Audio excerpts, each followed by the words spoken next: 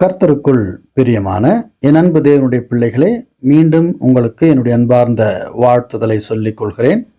இன்றைய நாளில் கடந்த பகுதியின் தொடர்ச்சியை பார்க்க இருக்கிறோம்.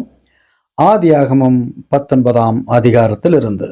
ஆதியாகமம் 18ஆம் அதிகாரம் 20வது வசனத்தில், பின்பு கர்த்தர் சோதோம் கொமோராவின் கூக்குரல் பெரியதாய் இருப்பதினாலும் அவைகளின் பாவம் மிகவும் கொடியதாய் இருப்பதினாலும் நான் இறங்கி போய் என்னிடத்தில் வந்து எட்டின அதின் கூக்குரலின்படியே அவர்கள் செய்திருக்கிறார்களோ இல்லையோ என்று பார்த்து அறிவேன் என்றார். கர்த்தர் இந்த வார்த்தையை சொல்லிய பிறகு 2 தேவனுடைய தூதர்கள் சோதோம் கொமோரோ பட்டணத்தை நோக்கி நடந்தார்கள். கர்த்தராகிய தேவன் ஆபிரகாமோடு பேசிக் கொண்டிருந்தார். அந்த 2 தூதரும் சாயங்காலத்திலே சோதோமுக்கு வந்தார்கள். லோத்து சோதோமின் வாசலிலே உட்கார்ந்திருந்தான். அவர்களை கண்டு லோத்து எழுந்து எதிர்கொண்டு போய் தரை மட்டும் குனிந்து அவர்களை வணங்கினான். லோத்து அந்த 2 தேவ தூதர்களை பார்த்து, ஆண்டவன்மார்களே, அடியேனுடைய வீட்டு முகமாய் நீங்கள் திரும்பி உங்கள் கால்களை கழுவி ராத்தங்கி காலையில் எழுந்து பிரயாணப்பட்டு போகலாம் என்றான். அதற்கு அவர்கள், அப்படியல்ல, வீதியிலே ராத்தங்குவோம் என்றார்கள். லோத்து அவர்களை மிகவும் வருந்தி கேட்டுக்கொண்டதால் அவர்கள் அவனிடத்தில் அன்று இரவு பிரவேசித்தார்கள்.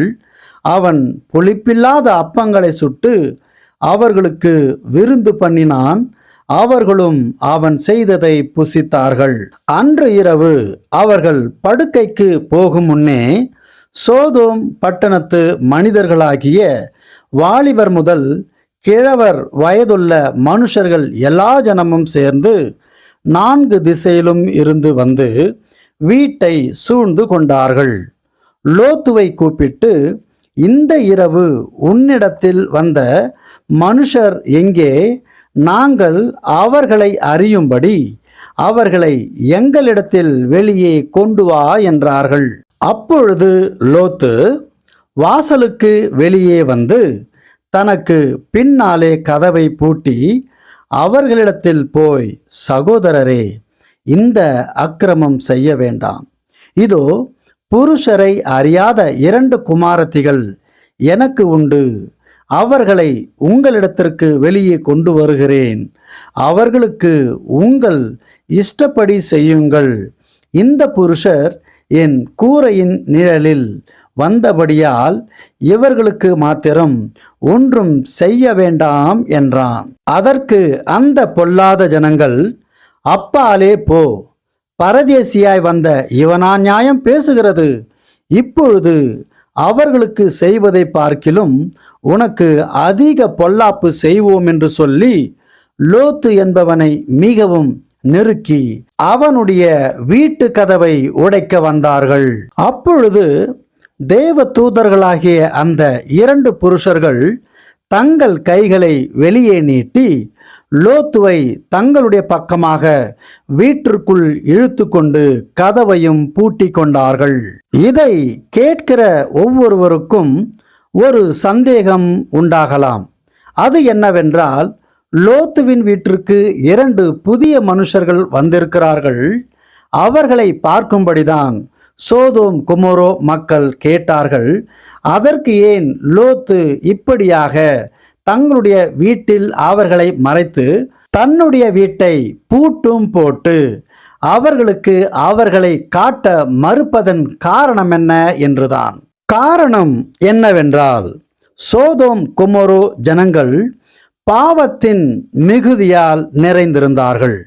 வேசித்தனம், விபச்சாரம், நல்லொழுக்கம் எதுவுமே இல்லாத அவலட்சணமான உறவுகள் அங்கே மலிந்து கிடந்தது. ஆண் ஆணோடு சேரும் அவலட்சணமும் பெண் பெண்ணோடு சேர்ந்த அவலட்சணமும் அங்கே மலிந்து கிடந்து பாவம் பெருகியும் இருந்தது. பாவம் எப்படியெல்லாம் தலை விரித்து ஆடுமோ அப்படியெல்லாம் தலை விரித்து ஆடிய நகரம்தான் சோதோம் கொமோரா எனப்படுவது. அதனால் தான் லோத்து 19ஆம் அதிகாரம் 7வது வசனத்தில், சகோதரரே, இந்த அக்கிரமம் செய்ய வேண்டாம் என்று. அந்த சமயத்தில்தான் தேவ தூதர்களான அந்த 2 புருஷர்கள் தங்கள் கைகளை வெளியே நீட்டி லோத்துவை தங்கள் அண்டைக்கு வீட்டிற்குள் இழுத்து கொண்டு கதவையும் பூட்டிக் கொண்டார்கள்.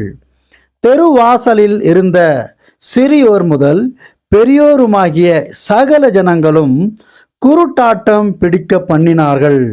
அப்பொழுது அவர்கள் வாசலை தேடி தேடி அலுத்து போனார்கள். பின்பு தேவ தூதர்களாகிய அந்த 2 புருஷர்கள் லோத்துவை பார்த்து, இவ்விடத்தில் இன்னும் உனக்கு யார் இருக்கிறார்கள்?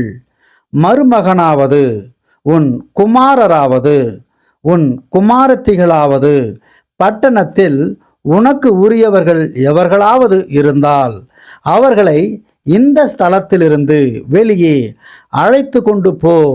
நாங்கள் இந்த ஸ்தலத்தை அழிக்கப் போகிறோம். இவர்கள் கூக்குரல் கர்த்தருடைய சமூகத்தில் பெரியதாய் இருக்கிறது. இதை அழிக்க கர்த்தர் எங்களை அனுப்பினார் என்றார்கள். அப்பொழுது லோத்து புறப்பட்டு தன் குமாரத்திகளை விவாகம் பண்ண போகிற தன்னுடைய மருமகன்களோடு பேசி, நீங்கள் எழுந்து இந்த ஸ்தலத்தை விட்டு புறப்படுங்கள், கர்த்தர் இந்த பட்டணத்தை அழிக்கப் போகிறார் என்றான். லோத்துவின் வார்த்தைகளை கேட்ட அவனுடைய மருமகன்கள் அவனுடைய வார்த்தையை பார்த்து பரியாசம் பண்ணுகிறதாக பார்த்தார்கள். கிழக்கு வெளுக்கிற பொழுது அந்த தூதர் லோத்துவை நோக்கி, பட்டணத்திற்கு வரும் தண்டனையில் நீ அழியாதபடிக்கு எழுந்து உன் மனைவியையும் இங்கே இருக்கிற உன் 2 குமாரத்திகளையும் அழைத்து கொண்டு போ என்று சொல்லி அவனை துரிதப்படுத்தினார்கள். லோத்து அங்கிருந்து புறப்படாமல் தாமதித்து கொண்டிருந்தான். கர்த்தர் அவன் மேல் வைத்த இரக்கத்தினாலே அந்த புருஷர் அவன் கையையும் அவன் மனைவியின் கையையும் அவன் 2 குமாரத்திகளின் கையையும் பிடித்து அவனை பட்டணத்திற்கு வெளியே கொண்டு போய் விட்டார்கள். அவர்களை வெளியே கொண்டு போய் விட்ட பின்பு அவர், உன் ஜீவன் தப்ப ஓடிப்போ, பின்னிட்டு பாராதே, இந்த சமபூமியில் எங்கும் நில்லாதே, நீ அழியாதபடிக்கு மலைக்கு ஓடிப்போ என்றார். அதற்கு லோத்து, அப்படியல்ல ஆண்டவரே, உமது கண்களில் உமது அடியனுக்கு கிருபை கிடைத்ததே. என் பிராணனை காக்க தேவரீர் எனக்கு செய்த கிருபையை பெரிதாக விளங்க பண்ணினீர். மலைக்கு ஓடிப்போக என்னால் முடியாது. தீங்கு என்னை தொடரும், நான் மரித்து போவேன். அதோ அந்த ஊர் இருக்கிறதே, நான் அதற்கு ஓடி போகத்தக்கதாய் அது கிட்ட இருக்கிறது, சின்னதுமாய் இருக்கிறது. என் பிராணன் பிழைக்க நான் அங்கே ஓடி போகட்டும், அது சின்ன ஊர்தானே என்றான். அதற்கு அந்த தேவதூதர், நீ கேட்டுக்கொண்ட ஊரை நான் கவிழ்த்து போடாதபடிக்கு இந்த விஷயத்திலும் உனக்கு அனுக்கிரகம் பண்ணினேன். தீவிரமாய் அங்கே ஓடி தப்பித்துக்கொள். நீ அங்கே போய் சேரு மட்டும் நான் ஒன்றும் செய்யக்கூடாது என்றார். ஆகையால் அந்த ஊர் சோவார் எனப்பட்டது. லோத்து சோவாருக்குள் வரும்போது பூமியின் மேல் சூரியன் உதித்தது.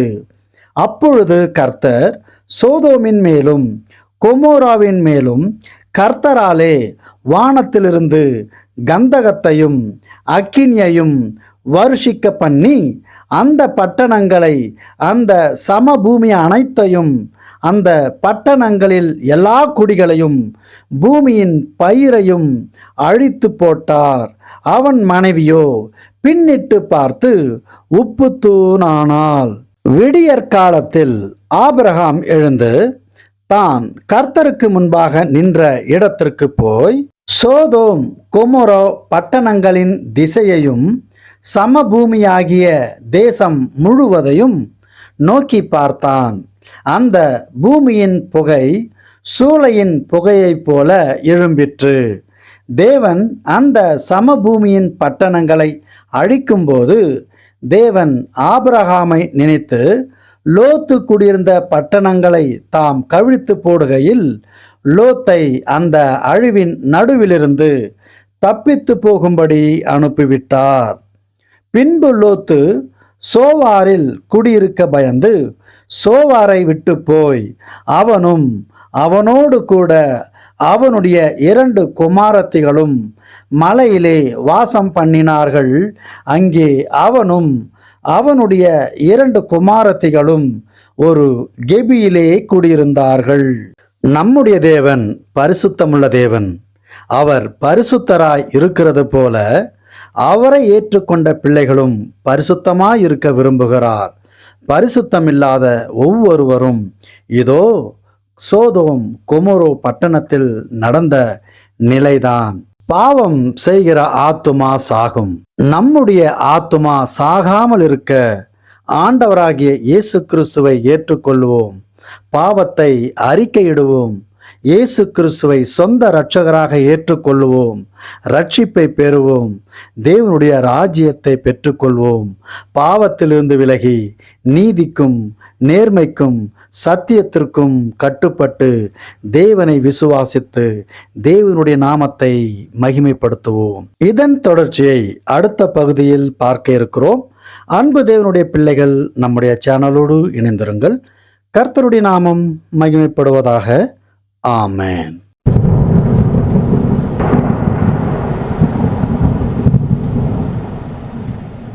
நற்செய்தியின் சத்தம் உங்களை அன்புடன் வரவேற்கிறது.